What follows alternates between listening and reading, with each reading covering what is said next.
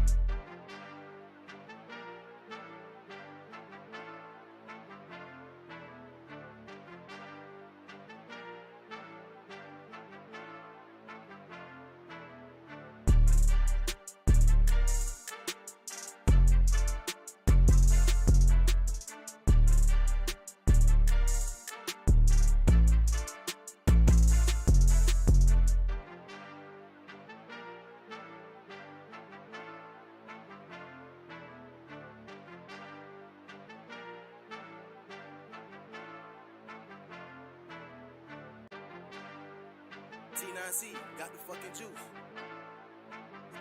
Silver's the new gold. It's this shit sick.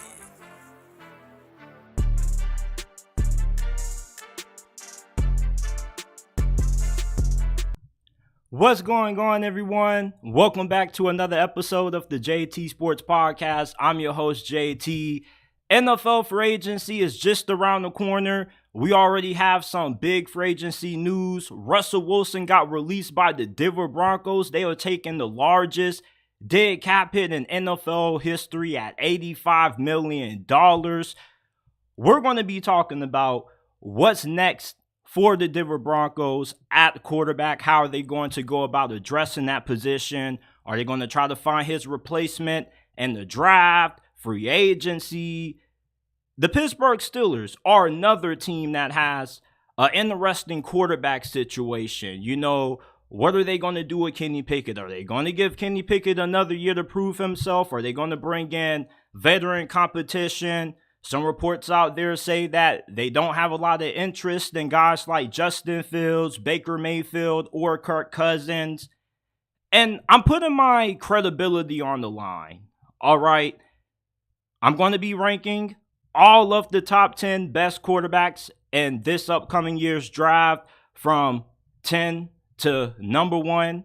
And we're going to look back on these rankings that I released tonight in the next couple of years. And we're going to figure out just how good am I at evaluating quarterbacks coming into the draft. And then I got some predictions for where the top free agent running backs are going to land. Saquon, Tony Pollard, DeAndre Swift, Derrick Henry.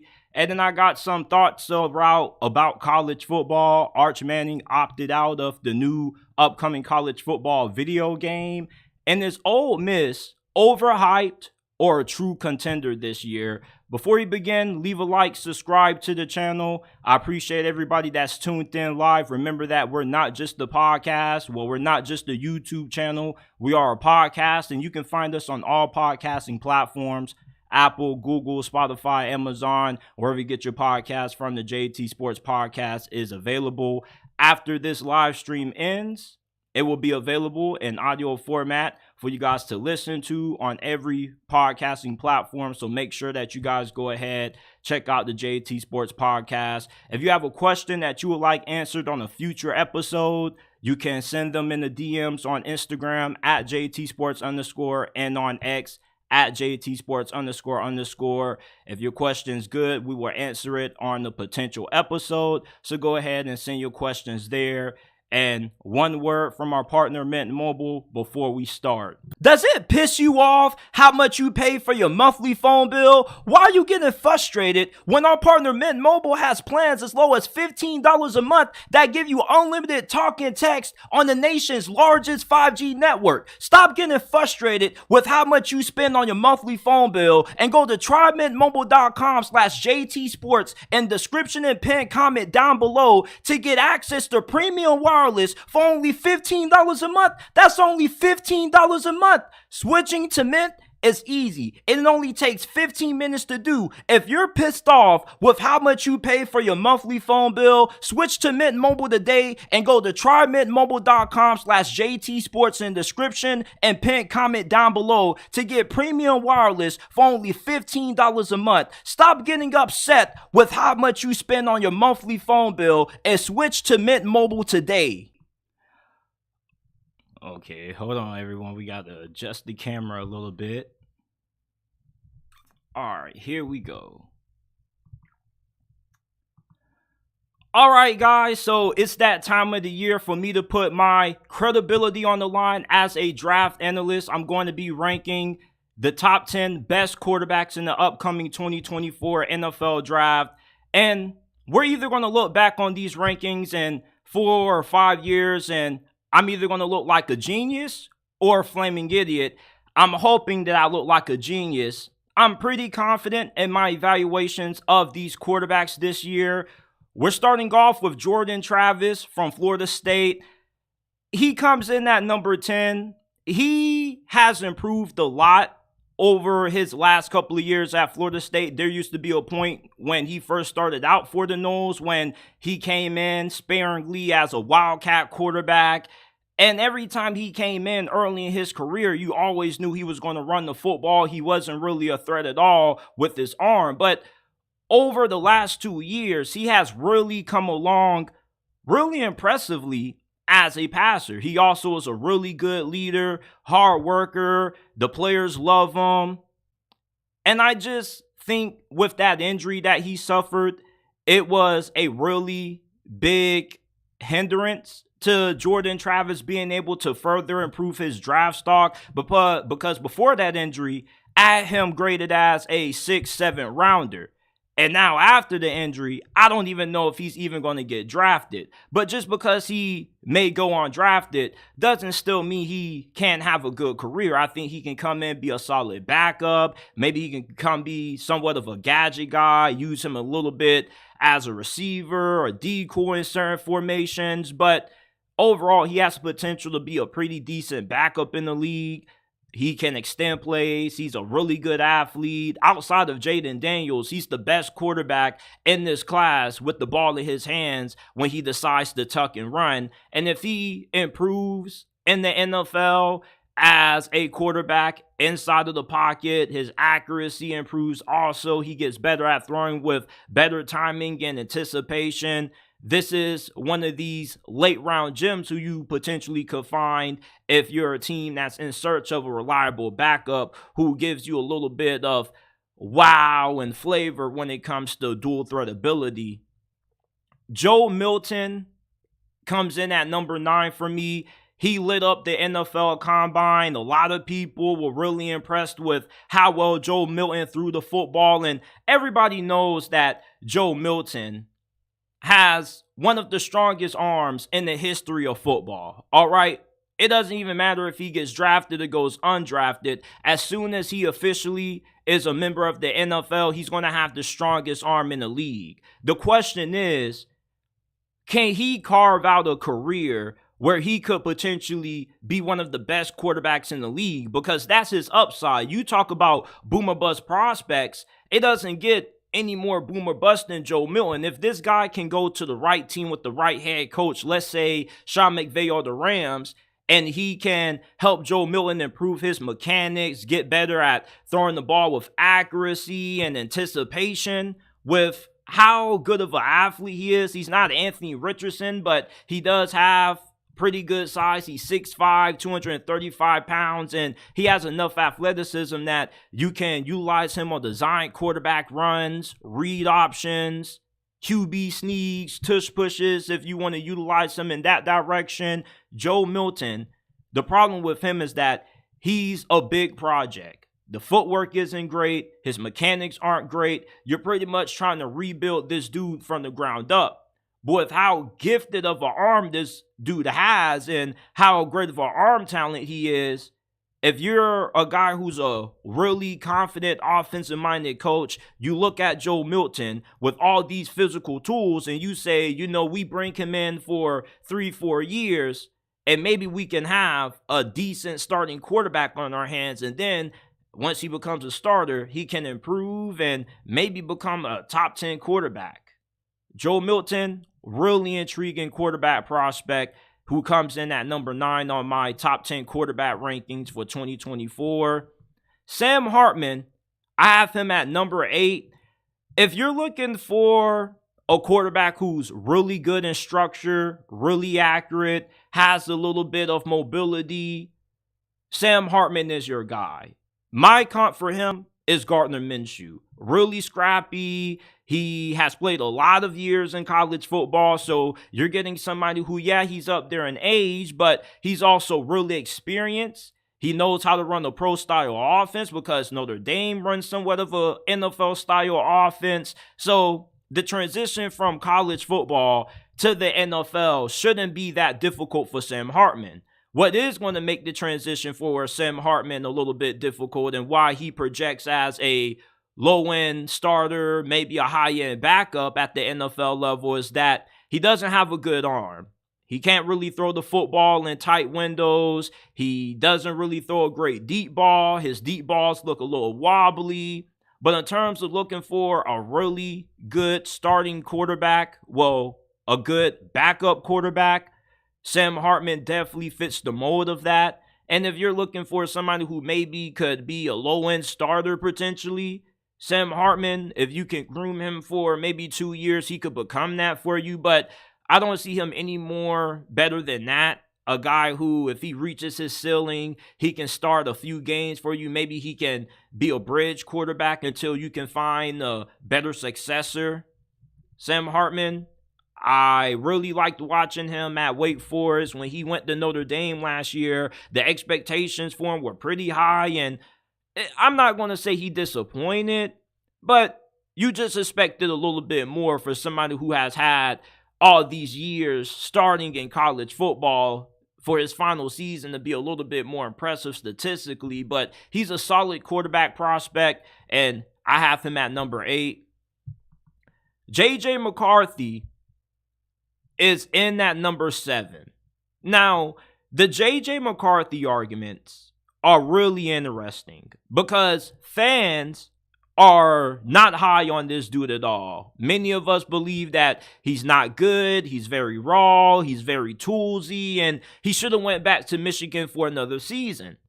The NFL world, the scouts, general managers, front office executives, though, they have way different opinions from what the media and fans have. NFL executives feel like JJ McCarthy is good enough to be a potential top 10, top 15 pick. And you definitely can understand why. He has really good athleticism, very good size, and a very good arm. And he had the second strongest velocity behind Joe Milton when he threw the ball 61 miles per hour. Joe Milton threw the ball 41 miles per hour. 61 miles per hour, excuse me. The thing with JJ McCarthy is that with him being so raw, you wonder if you can put him in the right system and he can land with the right head coach who can help him in his development, because he definitely isn't a day one starter. He definitely has to sit a year or two. And then if you give him the right pieces around him with the right scheme, I definitely can see him becoming a really good quarterback. I don't see him becoming an elite quarterback. I don't really see that kind of skill set. I see somebody who's good enough to be a good game manager, a high-end game manager at that. He can lead you to the playoffs. Maybe you win a playoff game or two with him. But I don't see anything from JJ McCarthy from a potential standpoint that screams to me, oh, he can become one of the best quarterbacks in the league. His floor is really low. Potentially, he could be not even good enough to be a starter. He could be a backup. That's how low his floor is. His ceiling, though, top 12, top 11 quarterback, high-end game manager. JJ McCarthy comes in at number 7. At number 6, I have Michael Penix Jr. He started his college career at Indiana. He had several season-ending injuries. He transfers to Washington. He's been healthy for the last 2 years, no injury concerns. But when you think about all of the injuries that Michael Penix has suffered, he definitely isn't the same athlete now that he once was when he started out at Indiana. So he's really limited in terms of what you can do with him. You won't really be able to get creative with him in the run game. He has a little bit of mobility, but at the NFL level, probably not enough where defenses have to account for it. And he's more so of a bigger, stronger version of Tua Tagovailoa. I think that he can perform really well in the offense that's predicated on timing and structure. He does that pretty well. He throws one of the best deep balls out of all the quarterbacks in this class. The thing that kind of makes me a little bit concerned about Michael Penix is that he plays a little bit unorthodox in a sense. And what I mean by that is, it's really weird watching him play. Sometimes he doesn't look comfortable when he's under a lot of pressure. Go back to that game against Michigan.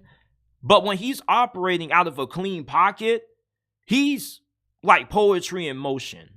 And people don't like his footwork and his mechanics. But anytime you look at a left-handed quarterback, it's always weird just looking at how they go about their process of throwing the football. And I really don't have too much of a big issue about Michael Penix mechanics. My problem with him is at the NFL level, is he going to be able to go through his progressions? Is he going to get better at taking what the defense gives him? But I really would like him with Sean Payton and the Denver Broncos. That would be a match made in heaven. I definitely think that Michael Penix is what Sean Payton would be looking for in a quarterback. I don't know if you would invest the first-round selection in Michael Penix. Many people believe that he's a lock for the first round. I don't really believe that, just with the durability concerns.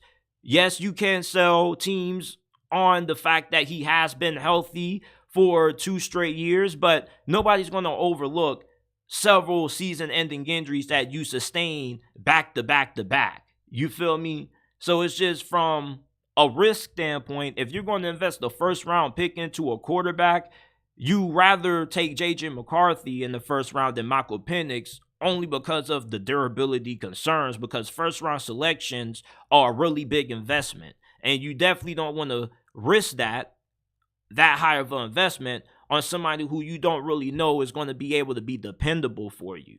But Michael Penix upside, I don't think he'll be a high-end elite quarterback, but he can definitely be like a top 8 quarterback, a Pro Bowler caliber QB that can win you a few games in the playoffs, maybe win you a Super Bowl if you give him a great team.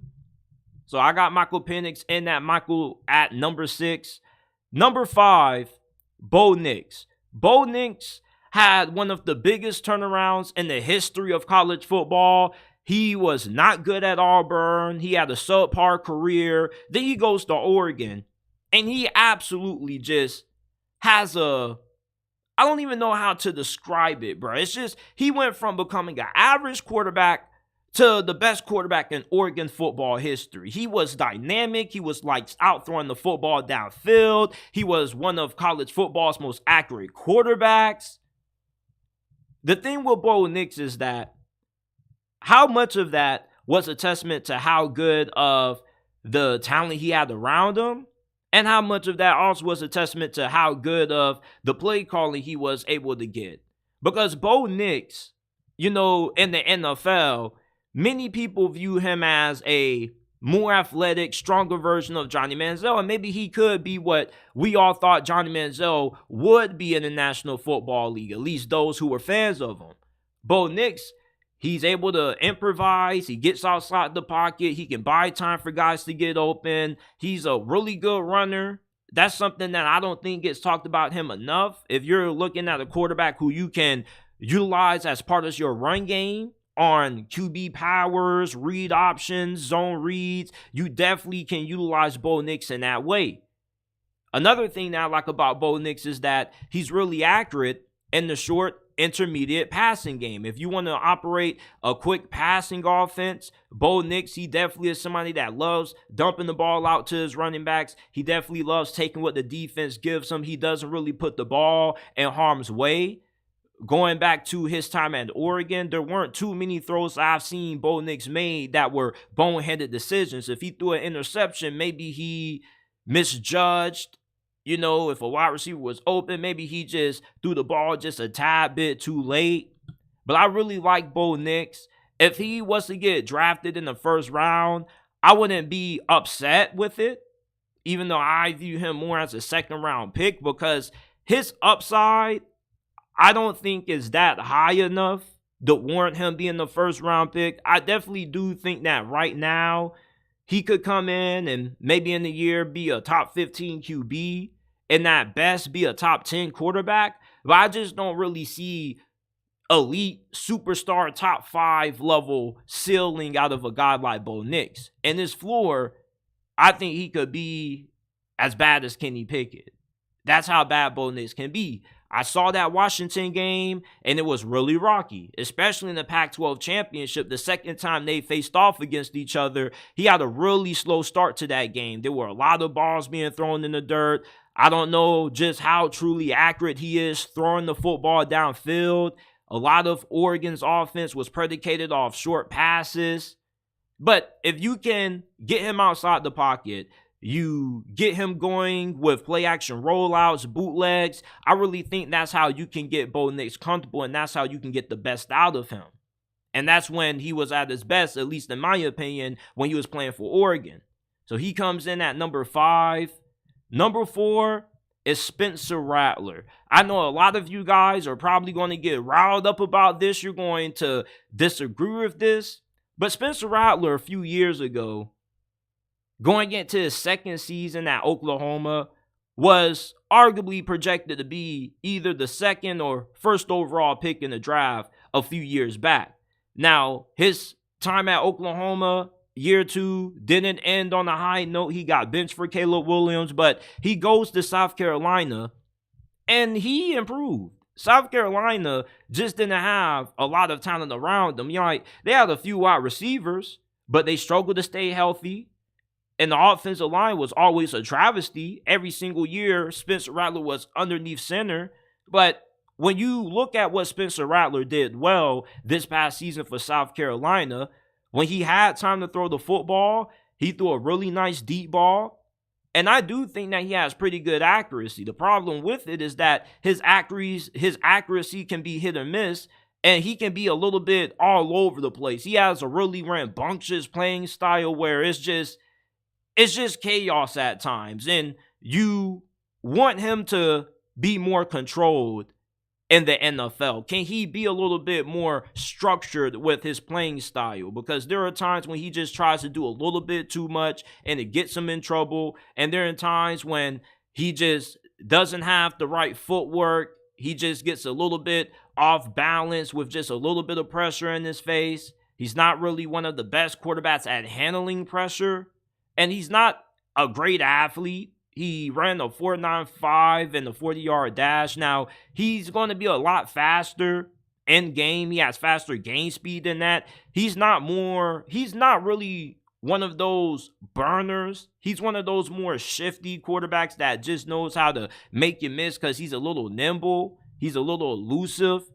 Spencer Rattler, though, you look at this upside that he has one of the best arms in this draft. And I read a few scouting reports that said that he didn't have a good arm. Like, that's crazy to me. Spencer Rattler knows how to throw the football from all kinds of different body angles. He has really good arm talent. And arm talent, the difference between that and arm strength is that arm strength is just how far can you throw the football. Arm talent is, can you throw the ball from different body angles? Can you throw the ball from the opposite hash on the right side of the field when you're running towards your left? That's what arm talent is. Spencer Rattler has that. And if he goes to the right team with the right head coach, I really believe that Spencer Rattler could be one of the biggest steals of this draft. You just don't go from being arguably a number 1, number 2 pick, and then all of a sudden you just have no talent at all. The talent definitely is there for Spencer Rattler to be an elite quarterback. If he was projected to get drafted that high a few years ago, that means that there were some physical traits that were there that people still see. He isn't the most physically imposing guy, but he's a really good pure thrower of the ball. And he's not one of those guys that you're going to have to invest a lot of money into early. You're not going to have to throw him out there. You leave him on the bench for a year or two. If you're a team such as the Los Angeles Rams that has a guy like Matthew Stafford that's starting to get a little bit older and you're wondering when he's going to hang it up, Spencer Rattler would be a really good fit. Hell, even the New York Jets, let him learn behind Aaron Rodgers. Spencer Rattler, he's going to be one of the most successful quarterbacks in this draft, in my opinion, just because he's going to have the luxury of not getting drafted to a bad situation like how a lot of these guys are going to get drafted into. So Spencer Rattler comes in at number 4 for me. Number 3, starting out my top 3, I have Drake Maye. Drake Maye, I am a lot lower on him now, post-combine, than I was a few months ago, only because the more I watched Drake Maye, the less I came away impressed. And at the start of this past season, he looked really good. He had a pretty good game against Minnesota, a really nice outing against South Carolina despite the interceptions. But you look at how he played against Duke and Virginia, those were really tough games to watch. And Drake Maye is definitely in that boom or bust category because on one end, you see a dude who is able to do everything that Caleb Williams can do. He can extend plays, maybe not to the extent that Caleb Williams can, but he can still buy time for guys to get open. He is also able to throw the ball from different body angles. He has very good arm strength, and he's very tough. And his toughness could cost him in the NFL if he doesn't get a little bit smarter with how he chooses to manage the amount of hits that he takes. Because I call him baby Josh Allen. Josh Allen plays like caution to the wind, and Drake Maye plays the same way, but he doesn't have the same frame that Josh Allen has. He's still a big guy, but not as big as what Josh Allen is. He's a little bit more lankier than Josh Allen. Josh Allen's a little bit more, I won't say swoller, but just a little bit more fat on the bones, if you get what I'm trying to say. So Drake Maye, having that kind of Josh Allen skill set for a guy of his size, I don't really know if that's going to lead to him having a long career in the National Football League if he doesn't get a little bit smarter with the amount of hits that he takes. Another thing with Drake Maye is that sometimes, like Caleb Williams, he would try to do a little bit too much instead of taking what the defense gives him. And at UNC, they didn't have great receivers. They also didn't have a good offensive line. It's like nearly every drop back against Virginia and Duke, he was damn near running for his life. If you give him a clean pocket, he has the ability to go through his progressions. But when things aren't going well and things get chaotic up front for him, that's when he just tries to get the ball out fast, and that's when we start seeing a lot of erratic footwork, balls getting put in the dirt when guys are wide open on 5-yard drags and slants. So he's a really erratic player. He has a lot of big splash plays. There was one game that I watched when he threw a 40-yard fadeaway touchdown. There were so many draw-dropping throws that Drake Maye made that I definitely understand why people make the argument for him being just as good as Caleb Williams. But with just how inconsistent he is and him being more inconsistent this past year than what Caleb Williams was, Caleb Williams only had 2 bad games. Drake Maye, the middle portion of 2023 were a lot of rough games for him.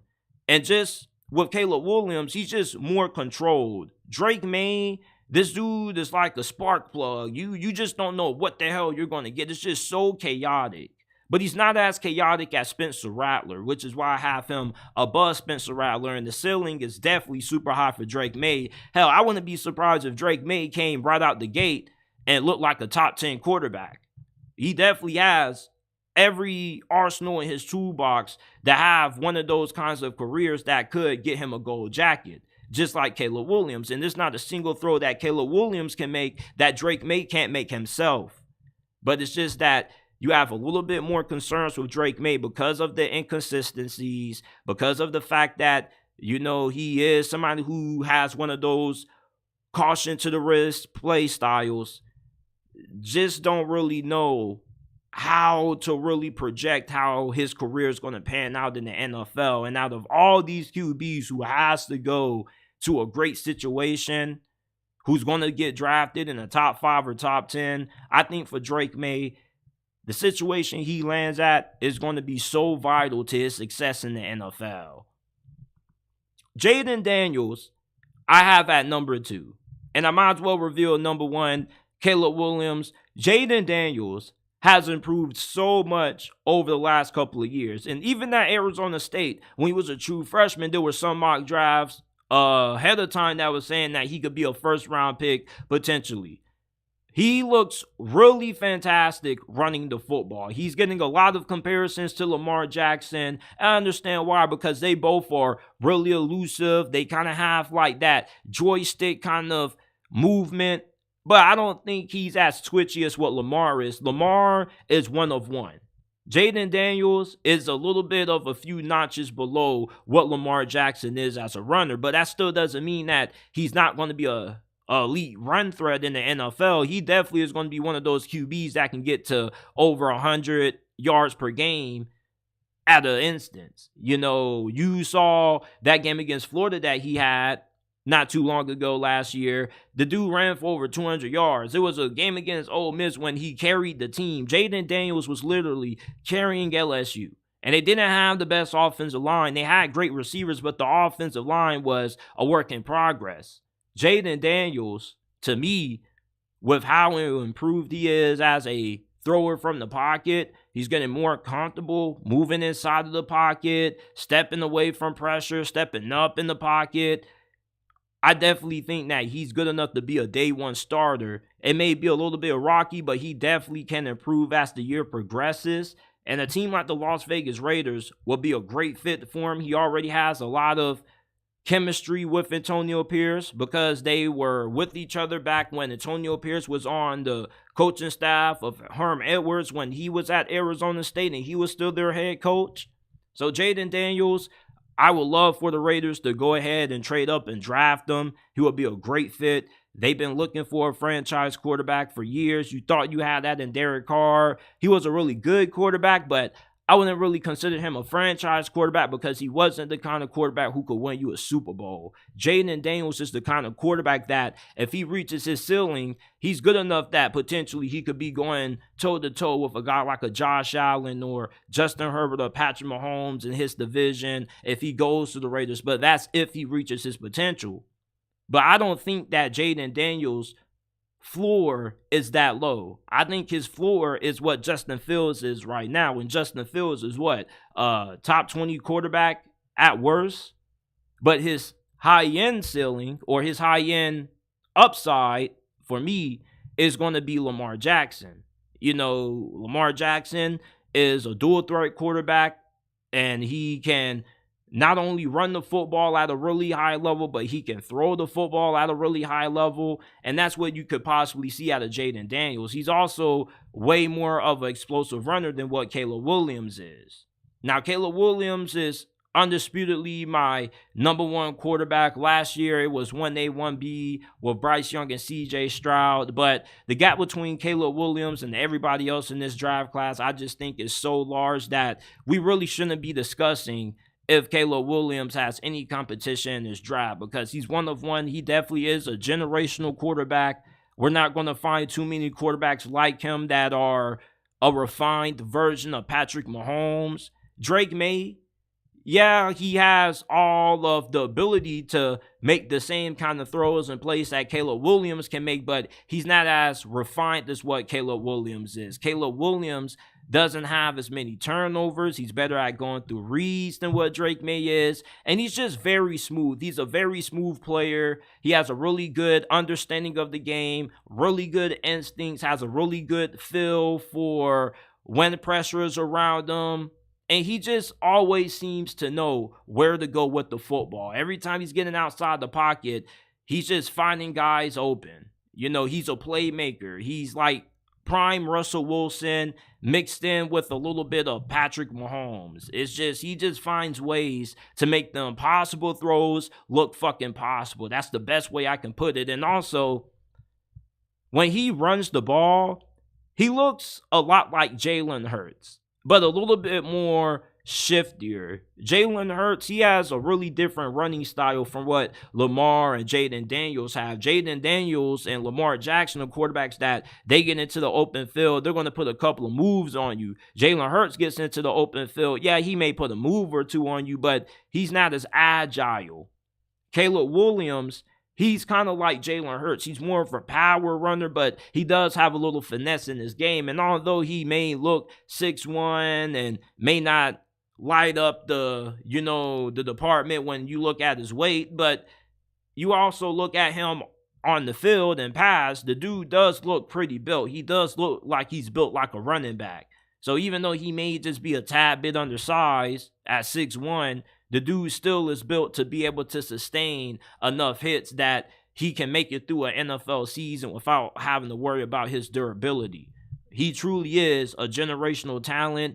I think that he's been getting way too much hate, and people just have prospect fatigue because there's been so many high expectations placed upon Caleb Williams, and this is just what you expect when you see a quarterback with this kind of hype. But I definitely believe that he should live up to the billing. He definitely can handle the expectations, and I'm ready to see what he does in the NFL. But these are my top 10 quarterbacks in the 2024 NFL draft. Leave your comments and opinions down in the comment section down below. I know a lot of you guys are probably going to disagree with me, but we're going to see if I'm right 3 to 4 years from now or if I'm wrong.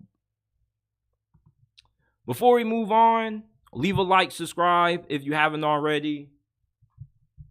I gotta get a sip of water real quick.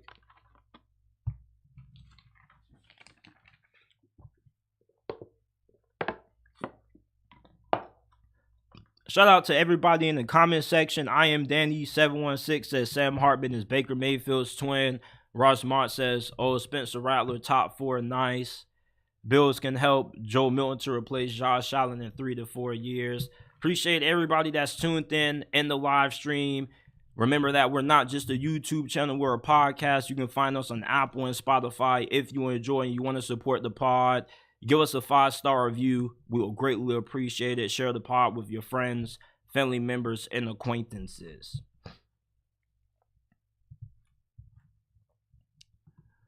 What are the Denver Broncos' plans for addressing the quarterback position after cutting Russell Wilson and what now is the NFL's biggest dead cap hit in history at $85 million?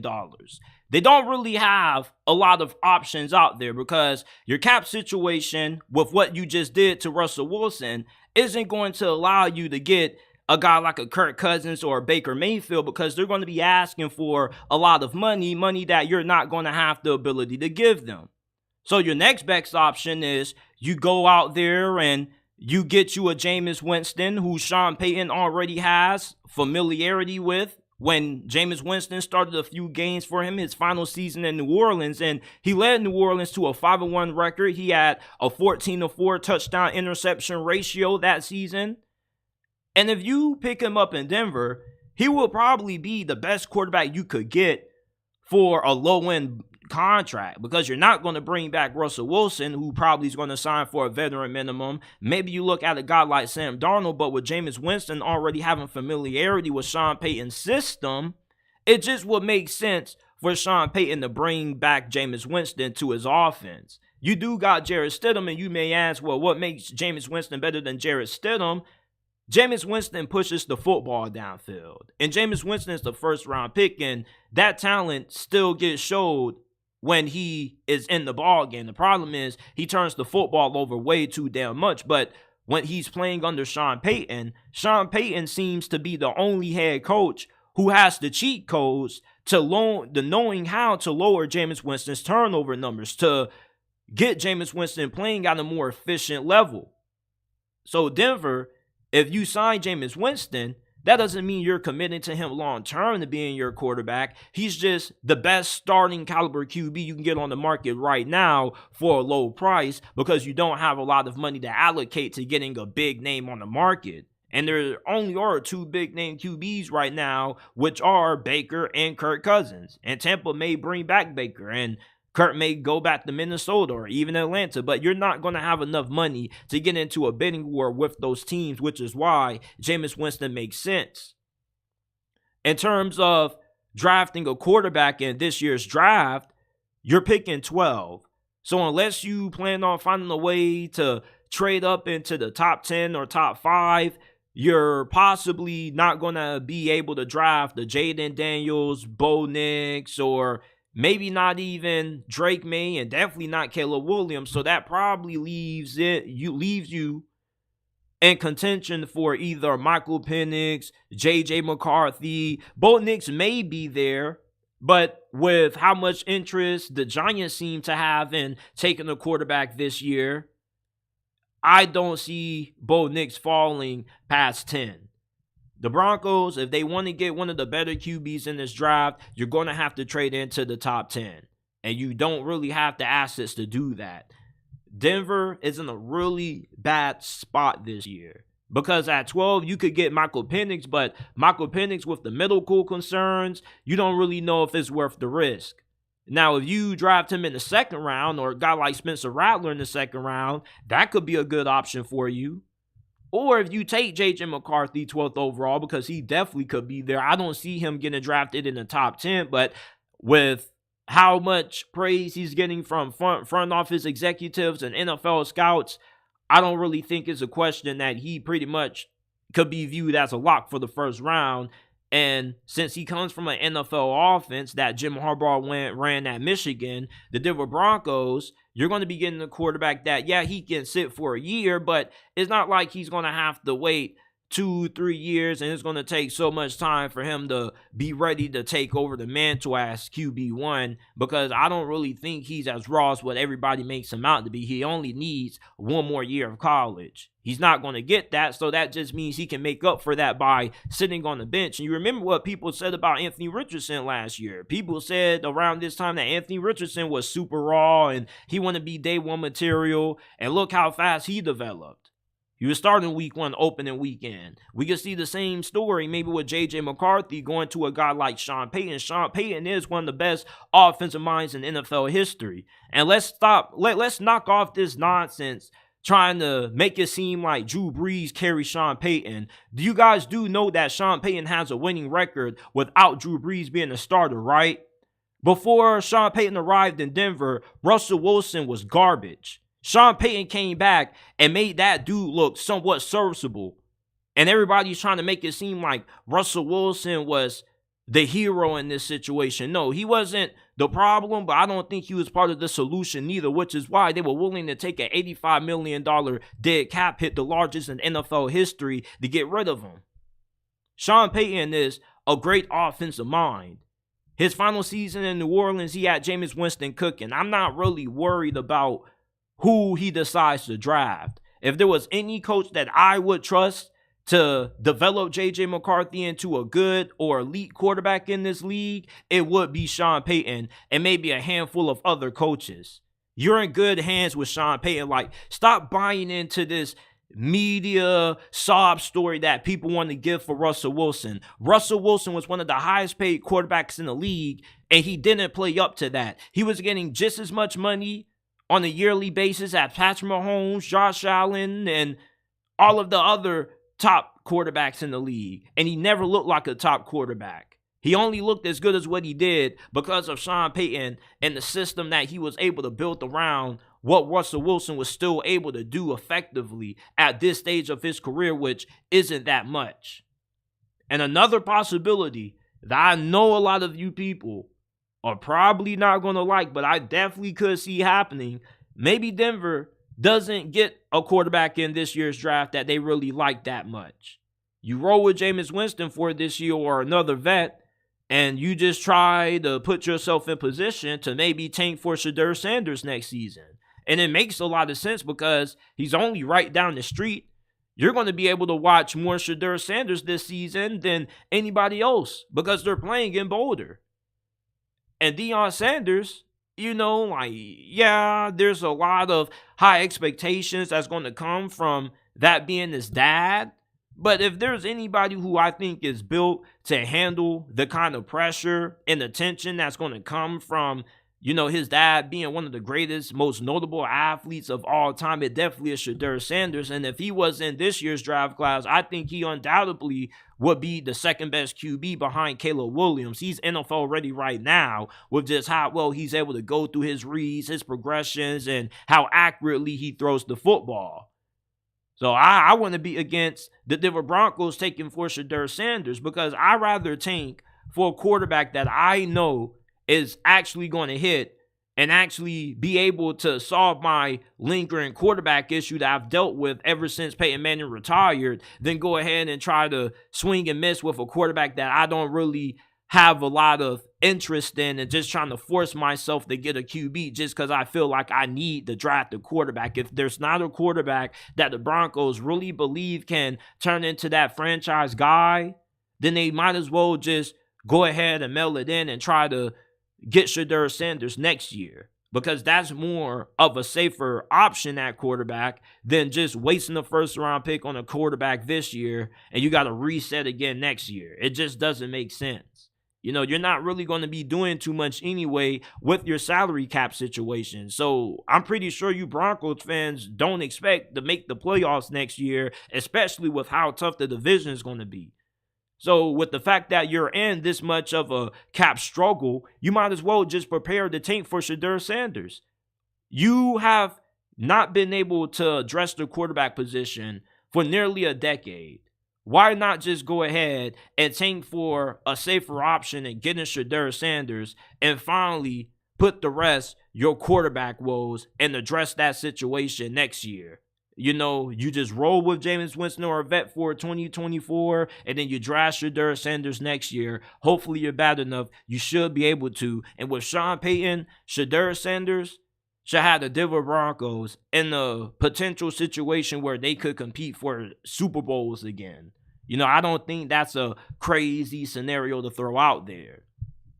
So this is what I think the Broncos' next moves should be at quarterback, or what I think they possibly could do. And with how bad the quarterback position has been for this team, going from Paxton Lynch to Drew Lock, the Brock Osweilers of the world, them taking for Shedeur Sanders, y'all don't think that wouldn't be a good idea if they can't land any elite quarterback out of this class? Another team that has a interesting quarterback situation right now, the Pittsburgh Steelers. For some reason, they have no interest in any of the top quarterbacks available on the market. Russell Wilson, Justin Fields, Kirk Cousins, and Baker Mayfield, according to reports, the Steelers are out on.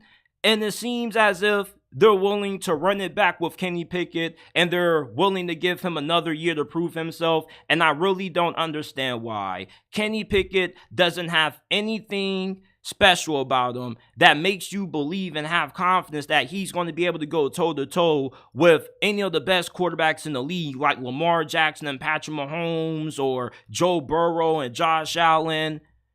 And I don't understand why so many people get so attached to quarterbacks that are just good enough to win you games in the playoffs and aren't good enough to win you a Super Bowl. We just saw the prime example this past year in the Super Bowl why you need an elite quarterback. Patrick Mahomes carried Kansas City on his back all throughout the playoffs, plus him having a good defense. He had no receivers. The offensive line wasn't good. The only reliable weapons he had was Rashee Rice and Travis Kelce, and yet he outplayed Brock Purdy. Even though Brock Purdy had a more talented team, Brock Purdy wasn't able to lead the 49ers to the win because he wasn't as talented as what Patrick Mahomes was. And Brock Purdy had a really damn good performance in the Super Bowl. Brock Purdy is a really good quarterback. He's a top 10 quarterback right now, but he wasn't Patrick Mahomes. When you have a generational talent at quarterback like a Patrick Mahomes or a Josh Allen or Lamar Jackson, it increases your chances of being able to compete for a Super Bowl every single season. It doesn't matter who the Bills or the Chiefs or the Ravens lose in free agency. You want to know why? Because they have a great quarterback. When you have an elite quarterback, he can overcome certain limitations. You don't need to have a complete team to be able to compete for a championship when you have an elite quarterback. We saw Joe Burrow in his second season, coming off a season-ending injury in his rookie season,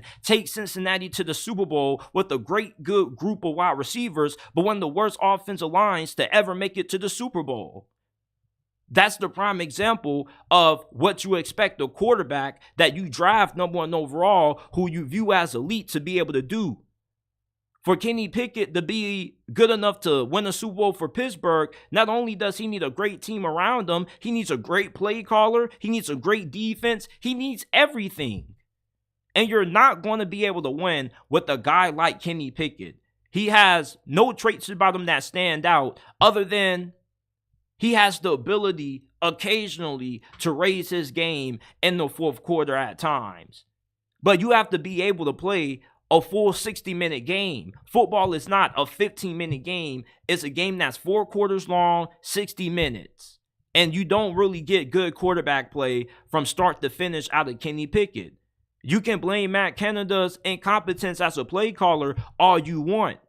But what I do know is that let's just not act like Matt Canada was the full reason for the Steelers' offensive struggles. Kenny Pickett was not part of the solution at all. You can't blame Matt Canada's play calling for Kenny Pickett overthrowing wide receivers when they're wide open on 5 and 4 yard slants and drags, and receivers getting frustrated. You want to know why receivers were getting frustrated? Because Kenny Pickett looked terrible. I didn't see George Pickens and Deontay Johnson getting frustrated when Mason Rudolph was throwing passes. You know, the Steelers as a franchise have become so delusional about Kenny Pickett being the dude that they're willing to sacrifice everything that this franchise and organization used to be. You want to know what settling for Kenny Pickett is now? Being okay with complacency and mediocrity. 2 things that Mike Tomlin always preaches against, the Steelers have seen to become. You're not going to be able to win in the AFC, where the majority of the NFL's best quarterbacks reside, with a guy like Kenny Pickett. That's just the new reality of the NFL. If you want to win, you need an elite quarterback to do so. And Kenny Pickett doesn't have anything that shows he's ever going to become that. Even if Kenny Pickett improves this year, he won't be good enough to win a Super Bowl. JT, how do you know that? We just saw it in this year's Super Bowl. Kenny Pickett at his best is probably Brock Purdy. And Kenny Pickett at his best is not going to be good enough to outduel any of the elite quarterbacks in the NFL and any of the big games in the postseason. We got to stop being okay with just being all right with having a good enough quarterback. Good enough isn't winning anymore, people. Look at the 4 teams that made it to the conference championship games and look at the results. The Lions lost to the 49ers. You want to know why? Because Jared Goff was a good enough quarterback to get them there, but there were certain plays that Jared Goff could have made that he was just unable to do. Brock Purdy, same thing once he got to the Super Bowl. Meanwhile, the AFC Championship, you had Patrick Mahomes and Lamar Jackson. Look who prevailed, the better quarterback. Teams that go the furthest in the playoffs are the teams that have the better quarterback play.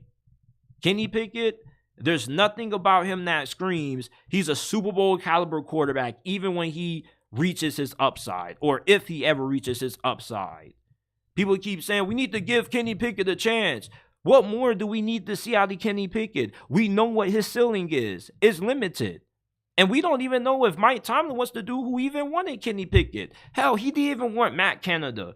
I learned a few weeks ago that Matt Canada was more of the front office decision, more so than it was Mike Tomlin's. They were the ones who ultimately pulled the strings and fired him. I think that Arthur Smith is probably the first hire that Mike Tomlin has made at offensive coordinator where it was just a decision solely based on him, because the previous OC before Matt Canada, Randy Fichtner, was only put in that position because Big Ben and him got along, and Big Ben didn't get along with the previous OC before Randy Fichtner, which was Ty Haley, who probably was the best offensive coordinator the Steelers have had since Bruce Arians. The Steelers, if the Steelers ever want to get serious again about being a Super Bowl contender and getting back to the standard that used to be, the standard of excellence, the standard of nothing less than a championship being the goal, they need to do better at quarterback. And the problem is that Mike Tomlin is such a damn good coach that he can win with a bad quarterback situation that he F's up the Steelers because they're never in a situation where they can land any of the draft's top quarterback prospects. So maybe it could be a good thing if Kenny Pickett gets another shot at it this year. I hope he sucks so we can be bad enough to get Shedeur Sanders next season. I don't care what y'all say. Shedeur Sanders is an NFL quarterback. All right? He definitely would solve the Pittsburgh Steelers quarterback problems. If he was on the Steelers right now, he will already be better than anybody the Steelers have at QB right now.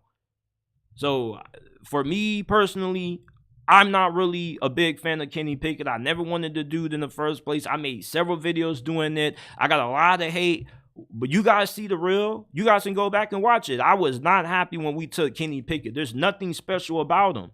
And just bringing in Russell Wilson wouldn't solve the problem neither. I really want Justin Fields. I really hope that these rumors are false and the Steelers are trying to work some things out behind the scenes to bring Justin Fields to Pittsburgh, because Justin Fields, with the upside that he has, he could be a quarterback that if Arthur Smith can put Justin Fields in the right situations to win and utilize his running ability and help him grow a little bit more as a passer, with George Pickens and Deontay Johnson on the outside and having a good rushing attack, there's no reason why Pittsburgh couldn't go far in the playoffs with Justin Fields if he's playing at a high level. I'd rather take the gamble with Justin Fields than take a gamble with Kenny Pickett, a guy who doesn't have any outstanding physical traits that could translate to him becoming an elite quarterback. The dude is a good backup, but I don't view him as a good starter. He's a low-end starter. C.J. Stroud in one season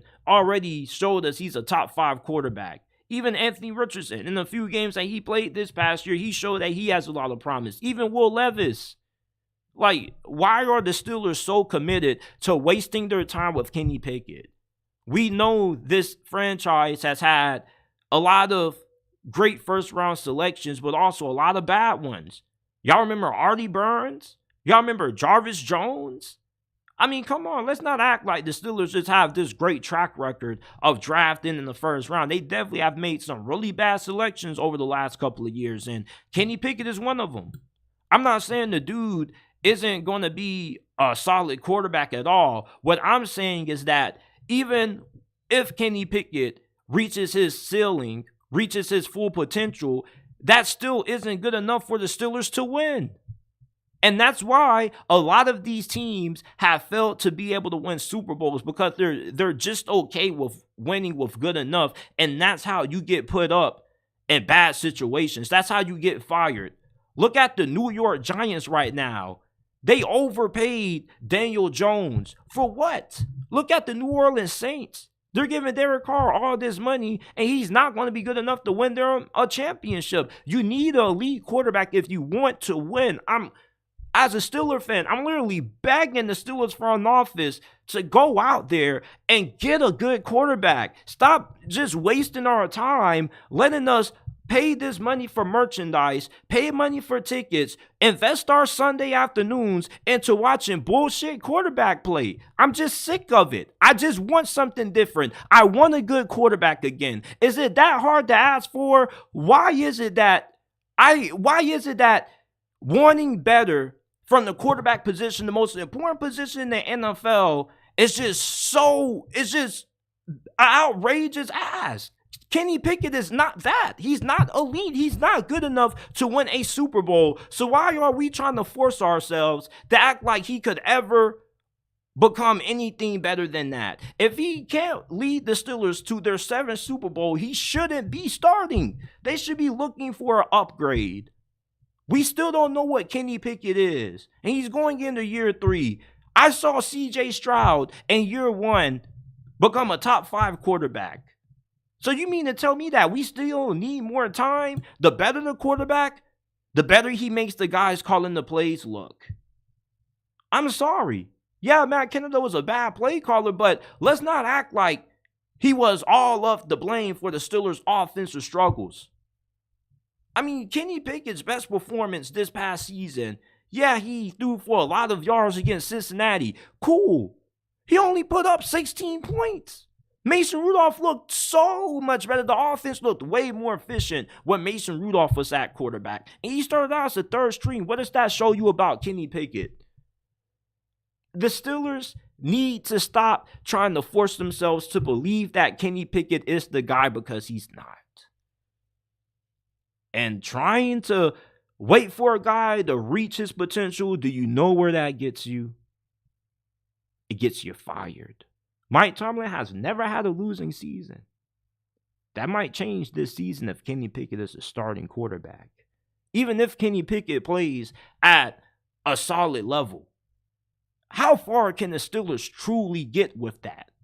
Despite how good the team is. Because there are other teams in this conference that have not only way better quarterbacks, but also good enough teams that are just as good from a non-quarterback standpoint as the Steelers. The Ravens have good pass rushers. They got a good offensive line. They got good receivers.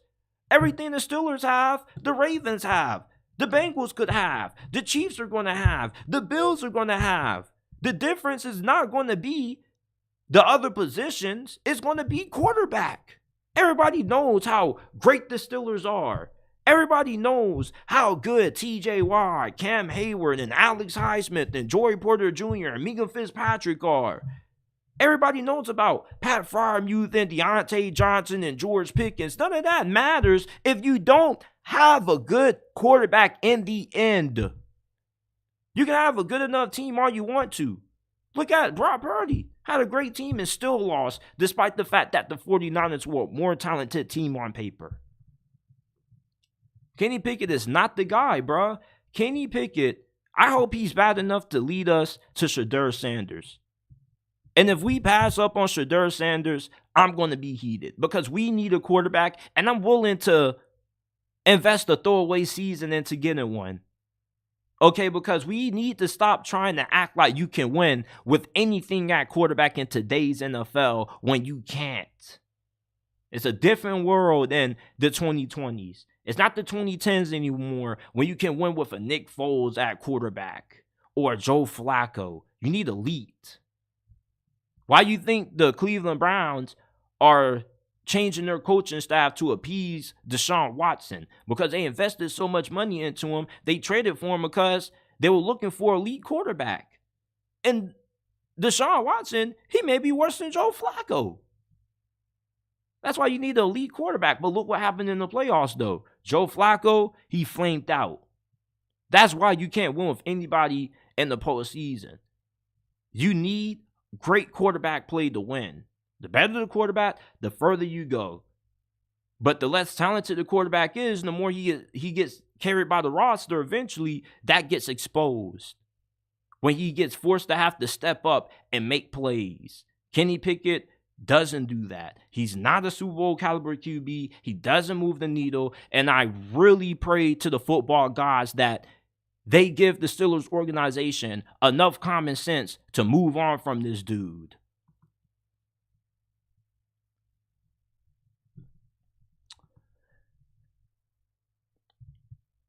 NFL free agency is just around the corner, and we got a lot of great running backs in this free agency class. Then I want to give some potential landing spots for where I think some of the top running backs in free agency are going to land. We're going to start off with Saquon Barkley. Him to the Houston Texans makes so much sense. The run game for Houston was abysmal last year. They had Devin Singletary, who was their best running back on the team. He's a free agent right now. They got a lot of cap space, $70 million to spend. Why not go ahead and bring in Saquon? Not only will he improve your rushing attack, but he also is going to help improve your passing game as well, because he's really good at catching the ball out of the backfield. You also can line him out wide as a wide receiver in certain situations. Saquon Barkley will bring a different element to the Houston Texans offense, because they already have some really good pass catchers. You just extended tight end Dalton Schultz. You got Tank Dell coming back fully healthy. You got Nico Collins coming off a breakout season. Adding Saquon Barkley now will be another weapon for CJ Stroud to have. And plus, when you got a young quarterback like CJ, it helps to have a running back who he knows he can always look for in case he needs a check down option when a team wants to send extra guys on the blitz or nobody's getting open. He just needs to get the ball out fast. Saquon Barkley will be a very good pickup for Houston. There's been some concerns about his durability. He's one of those players that when he's healthy, he's one of the best at his position. But the problem is, are you willing to invest a lot of money into paying a guy like Saquon Barkley when you have those durability concerns? I think for a team like Houston, it's worth it. And plus, it would help Saquon Barkley's durability if you go ahead and you draft another running back, or you sign a running back who could be a really good complementary piece of Saquon, so you don't have to overly rely on him throughout the regular season. You can just find a way to preserve him through the regular season, utilize him, but putting him on the pitch count and keep him healthy for when you want to make a deep playoff run. Saquon Barkley will be a great pickup for the Houston Texans, and I think he's going to end up landing in the H-Town. Derrick Henry, I believe he's going to go to Baltimore. There were already rumors saying that the Ravens wanted to trade for him at the trade deadline, and they already had a trade in line for him, but the Tennessee Titans ownership just didn't want to part ways with Derrick Henry. He's on the open market. He's on that career stage now where you're expecting a little bit of regression. But just because he's going to regress still doesn't mean that he won't be a really big addition to the Baltimore Ravens, because since he's a Hall of Fame level player, Hall of Fame level players, they regress at a slower rate than normal players. So Derrick Henry, he still can give you 2-3 more productive seasons. Now, you want to get a season out of him where he can give you 1,500 yards? No. But in the backfield with Lamar Jackson, and then you're going to have Keaton Mitchell coming back from that season-ending injury, Derrick Henry can still give Baltimore 1,000 yards, probably 12 touchdowns, just with how physical he is. He's still a really imposing back. He's still stiff-arming guys, running guys over. Like, I understand why the Baltimore Ravens wanted to trade for him at the deadline, because if there's anybody who's has seen the full wrath of Derrick Henry at full force, it's them, with all the big highlight moments he's had going against Baltimore over the last couple of years. So him to the Ravens makes a lot of sense. They got the cap space to do it. They need a running back. Dalvin Cook, J.K. Dobbins, Gus Edwards are all free agents right now. Derrick Henry, yeah, he's 30 years old, but the Ravens can afford to invest in a guy that has this kind of age just because they're nearly there in terms of having a complete roster. So why not just try to stack talent and continue to further make your roster more overpowered? Now, next up, Tony Pollard. Tony Pollard is coming off a down season. After the Cowboys decided to part ways with Ezekiel Elliott, a lot of us were thinking that Tony Pollard was going to have a major impact season for Dallas. And that didn't go how many of us thought it would. You know, he wasn't really the same force when he was the full lead back. He wasn't as explosive. His yards per carry were down. And we didn't see as many explosive runs out of Tony Pollard in 2023 as we saw in the year prior when he bursted onto the scene out of nowhere. For a team like the New York Giants, you can get a guy like Tony Pollard on a pretty reasonable deal, and it could be a prove-it deal. It could be a 2-year, $6 million, $7 million contract, and he's not Saquon Barkley, but he does have a similar skill set that he can bring to the table. He is a pretty good pass catcher. He is really explosive, and if they can improve that offensive line, this could be one of the best bargain deals that the New York Giants could get on the market. So Tony Pollard, he's still looking to become a lead back. If he doesn't want to be a complimentary back, going to the New York Giants would be the best fit for him. And it doesn't look like they're going to re-sign Saquon. Why would they get Tony Pollard when they could just bring back Saquon? Well, you can get Tony Pollard for a way cheaper deal than what you can get Saquon for. Saquon is at least probably going to get $10 million plus or more. Tony Pollard, he at most will maybe command $7-6 million a year, which is fairly reasonable for what you can get out of somebody with his skill set at running back. Josh Jacobs, I believe he's going back to Las Vegas. I don't see the Raiders allowing him to play for anybody else. When you think about the heart and soul of the Raiders, it's Josh Jacobs. You may say Max Crosby, that's a good one too, but Josh Jacobs is just so authentic. A lot of players in the locker room really love him. And he's really I wouldn't even say the silent leader of the team. Like when he speaks, everybody listens. And I really love when the media talks to Josh Jacobs because you're always going to get the real. And Antonio Pierce is a real authentic guy. And I would like to believe that he would want to see Josh Jacobs suiting back up next season for the silver and black. Josh Jacobs already said that he has no problems coming back to Vegas. There's no hard feelings about the contract situation. He had a down season anyway because of, he was in and out of the lineup due to injuries, and the offensive line still wasn't as good as what it needs to be, but Josh Jacobs still is good enough where you can bring him back. He's still a top 10 running back. And you're definitely going to want to have a guy like Josh Jacobs when you're having rumors of eyeing up for a quarterback in this year's draft. So if you plan on trading up for a quarterback in the draft, it would be in your best interest to make sure that you have a good running back so you're not overly relying on your young QB. And if you get Jayden Daniels, can you imagine the backfield with him and Josh Jacobs? Bring Josh Jacobs back to the Raiders, man. I'm not a Raiders fan, but I would be a little bit surprised if he was playing for anywhere else.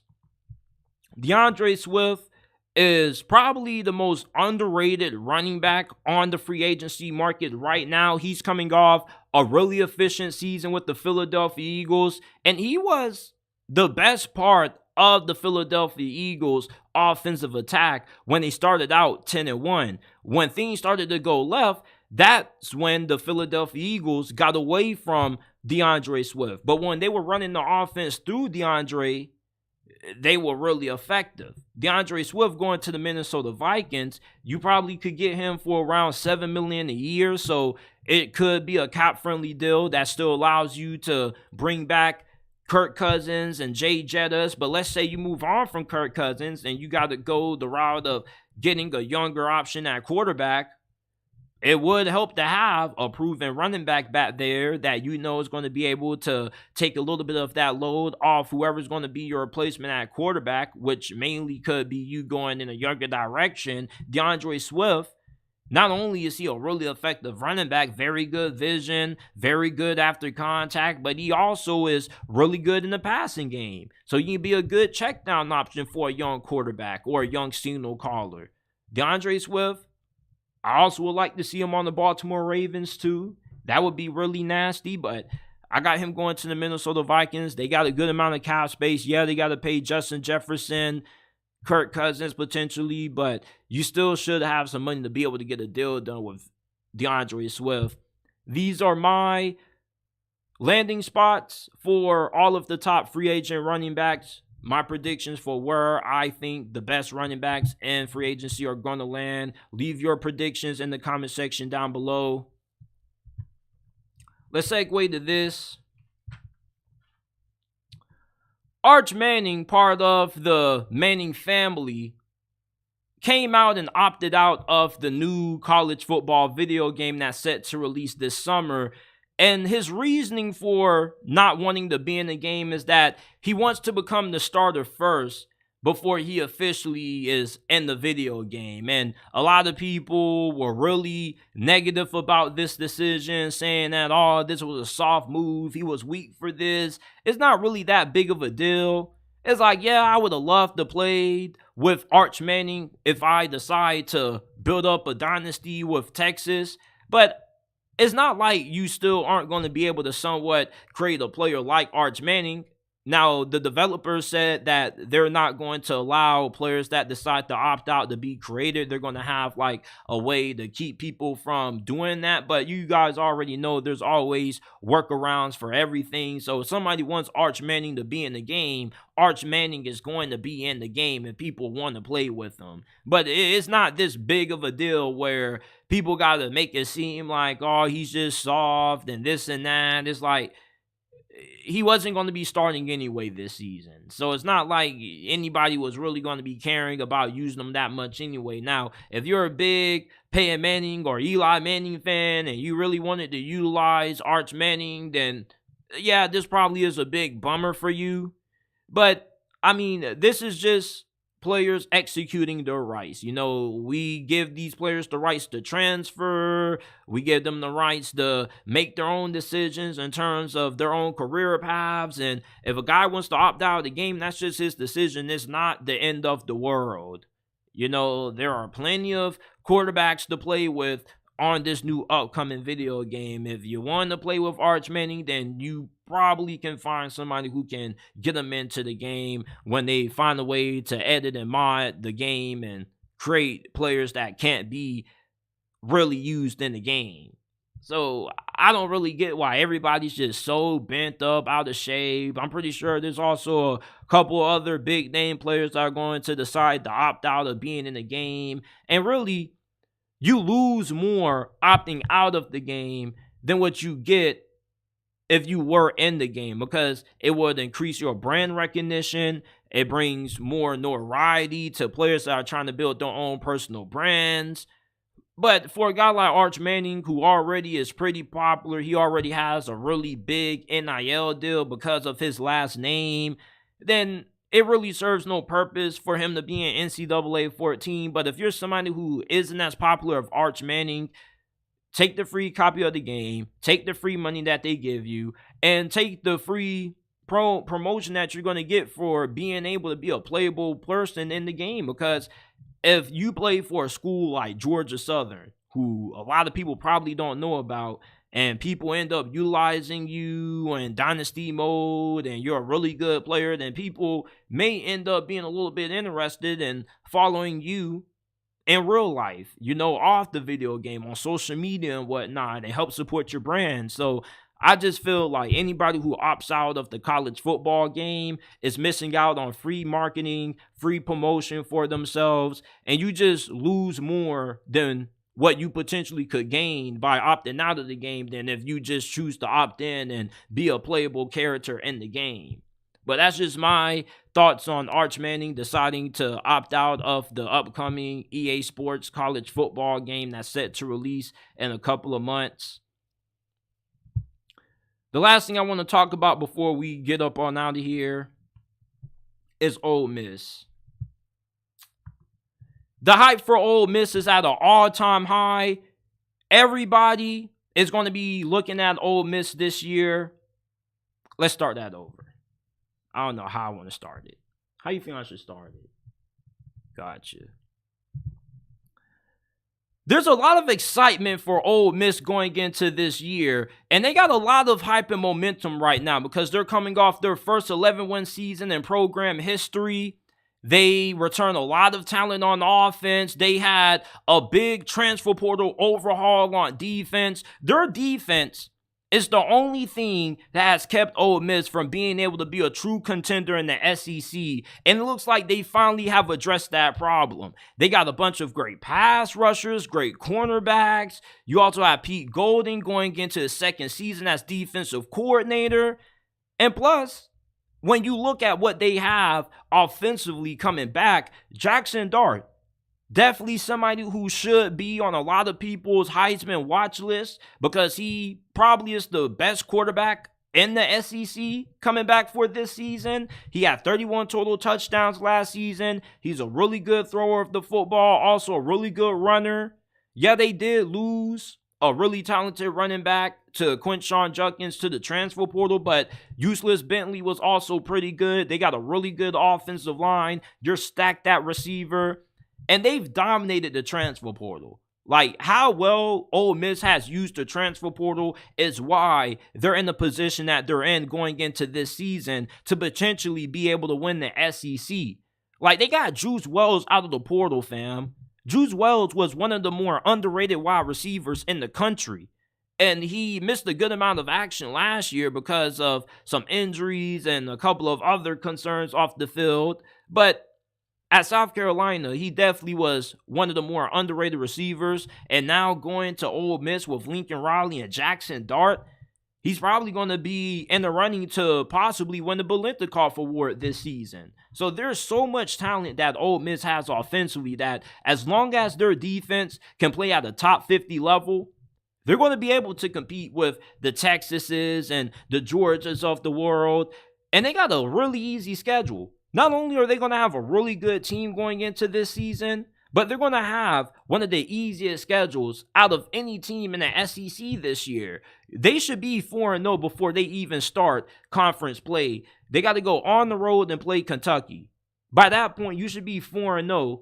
And then you play Kentucky. I said on the road, they play Kentucky at home. Their toughest road game this year is on the road against LSU. And then after your bye week, you got Oklahoma at home, Arkansas on the road, you got Georgia, then you get a bye week before going to the Swamp. And then you get your rival Mississippi State in the Egg Bowl, and you should blow them out because they're not going to be that good this year.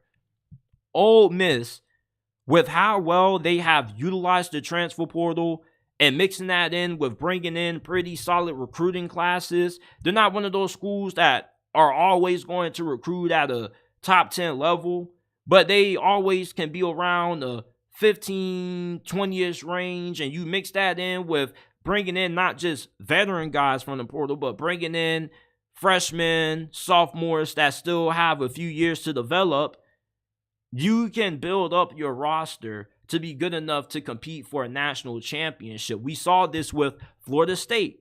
They had a similar formula to what not Lincoln Riley, but Lane Kiffin has used down there in Mississippi. So for Ole Miss, there's no reason why they shouldn't be a contender for the SEC title this year. You got a good quarterback. You got one of the best quarterbacks in the conference, and talent-wise, the gap between you, Georgia, and Texas isn't really that wide.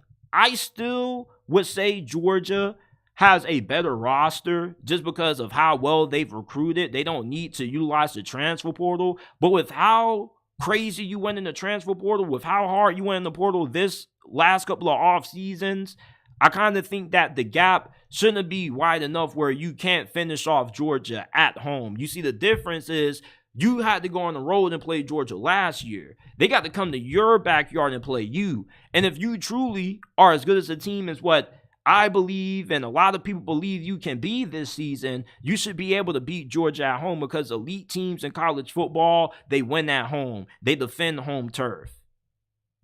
I'm expecting Ole Miss to be a contender, not only for the SEC, but for the national championship. When I release my top 25 rankings this year, I'm probably going to have them around the top 5, no lower than top 7.